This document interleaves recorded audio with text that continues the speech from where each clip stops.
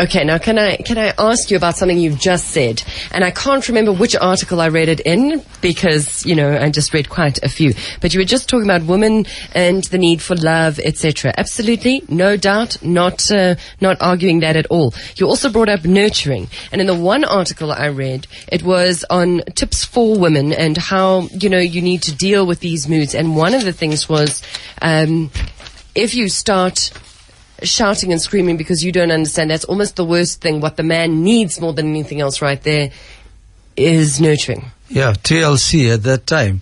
But then both... is this when he goes silent?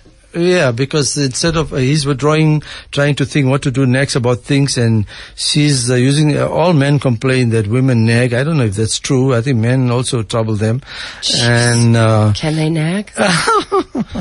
So when they go silent, they withdraw and they recoup their defenses, and that's the time this argument continues, and men have already switched off by that time. So basically, then the argument goes on to that the man is not respected and he doesn't get enough time from her and attention, and it just goes on, and how they criticize other and how they demand things from other and expect from each other is very important. Mm-hmm. And that's what the therapist usually teach them. And I think it takes years to learn how to deal with each other, but in the final analysis, if two people are struggling, it's very simple. Tell the other person, when you tell me this is how I feel, so next time when you tell me this is how I like you to tell me. It seems like ABC, but it works out in our patients, rather than equipping your partner how to deal with you and talking to you, or just giving them carte blanche to say whatever they want. That's not acceptable, especially if you have ADHD, where impulsivity is a major issue. And that can be practiced, can be through therapy, can be through relationship therapy. And Nikki might give us some more ideas on that. And we have some people who are ultimately suffering and can't cope with things. We have medications that can tighten the brakes completely and make them smooth. But we leave that to the end. Okay. Got it. We're chatting to psychiatrist Dr. Jeeva this evening. We're looking at men and their moods. Okay, let's just go to the cycle that plays itself out over and over and over again. And I'm sure you've seen this in your therapy room so many times. I should imagine what's actually happening is the man has something to deal with. He goes quiet. The woman wonders what's going on with him. She asks. He says nothing. Clearly he's lying, so she asks again. He says nothing. So eventually, out of desperation, she tries to get him to react in some kind of way, show some kind of emotion, so that she has some clue as to what's going on. And then what happens? The ultimate male survival technique kicks in. He walks out the door. Mm-hmm. Or he goes, I'm out of here. Or he goes, if that's what you feel, then why don't you just leave? Or he goes, if that's what you feel, I'll just leave. And that is communication breakdown. Yeah, so communication is ultra important, as you've just said, and listening. Listen. But before the man walks out, or before he tries to do his own thing and his spouse is about to give up, he asks her how she's doing, and she says she's fine. And with an attitude, and one of the nurses on the ward told me fine means F is for frustration, I is for insecurity, N is for neurotic, and E is for emotional. That's what fine means. She's not fine. And sometimes men don't pick that up, and women get very upset that we don't read the cues exactly as it's delivered to us. Okay, well, I see you defending the men. I see you doing that. No, they don't need to, because you're right. That's one of my... I'm fine means I'm anything but fine. We know that.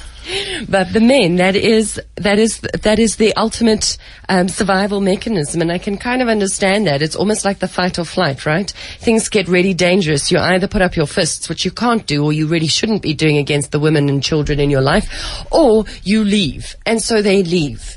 And this is a problem. I mean, in terms of trying to get the relationship to go to a new level, or understanding each other, or actually, getting some sort of communication going, rather than saying, I need my space, or this is the problem that I'm working on, or they just leave. So how do we, both partners, overcome that?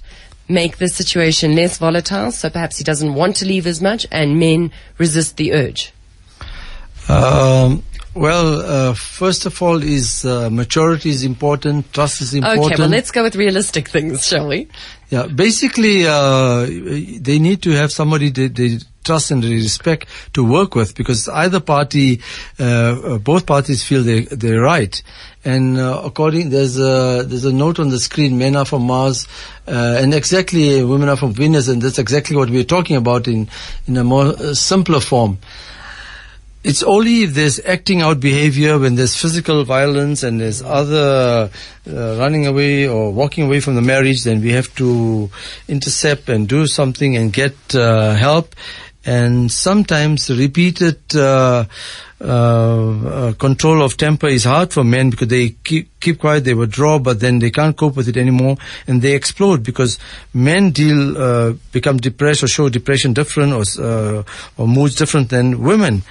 And okay, but this is what I want you to explain. Why withdraw? I understand the munching on a problem and trying to come up with a solution. What is the logic behind not sharing it, whether it is with a partner or with a guy friend? Yeah, but they withdraw because for several reasons. Number one, they want to sort it out themselves, because women like to talk about their problems. Men don't like to talk about their problems. Secondly, men are less inclined to speak to their male friends, because it's a sense of weakness or like macho-ness, and I'm losing my macho. And a lot of the problems are sexual problems, and even if they have close friends, there's no way they're going to talk to their friends. It just takes too much courage. And those problems might be part of a mood swings, or it can be part of a depression. And then by the age of 65, by that age that they have been misdiagnosed, they've never been diagnosed, and they don't even want to talk about depression. It's rare, unless the patient is in the hospital. It's very hard to convince a 65-year-old patient to take antidepressant. They say, no, this is just, I'll cope with it and I'm okay. So there's a massive denial in men. Women apparently supposed to be more psychologically minded and seek treatment very early, and so we get them. They even bring the kids earlier, and it's interesting in a triangular session, mom, dad, and a child. When you're doing ADHD or depression or anxiety, when we're doing the child, all the symptoms, because it's highly genetic, points towards either parent, and through the help of the child, the parents decide to get treatment. But men always, because of their macho-ness and failure and delay treatment. Mm-hmm. Okay, so we're going to talk about the difference between moodiness and depression, how to identify the two so that we can differentiate. We're also going to talk about some of those tips for women. One of them, for example, is when your man does disappear within himself, it's very often about the way we word things. We word things the way we would like to hear them, and that is not the right way. Perhaps changing the wording could change the outcome.